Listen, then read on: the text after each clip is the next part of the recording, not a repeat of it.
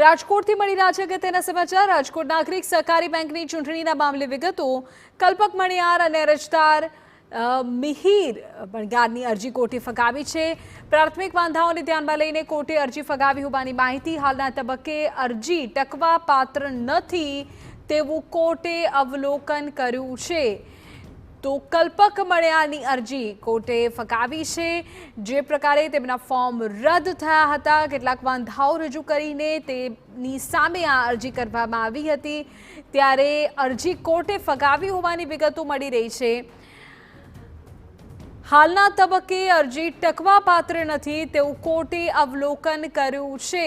તો કલ્પક મણિયારની અરજી અને તેમની સાથે તેમના ભાઈ કે જેમના દ્વારા અરજી કરવામાં આવી હતી તે અરજીને ફગાવી દેવામાં આવી છે।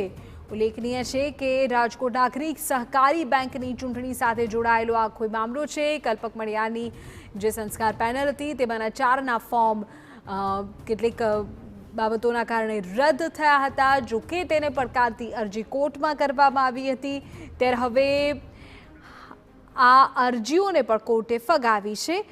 રોનક વર્મા અમારા સંવાદદાતા વધુ વિગતો આપી રહ્યા છે। રોનક, શું કહ્યું છે કોર્ટે? જી બિલકુલ જી, જે પ્રકારે રાજકોટ નાગરિક સહકારી બેંકની ચૂંટણીનો વિવાદ છે તે હાઈકોર્ટ પહોંચ્યો હતો અને જેમાં પણ જે પ્રકારે જે ઉમેદવારી રદ કરવામાં આવી હતી અને તે જે બે અરજદારો છે તેમના દ્વારા કોર્ટમાં અરજી કરવામાં આવી હતી।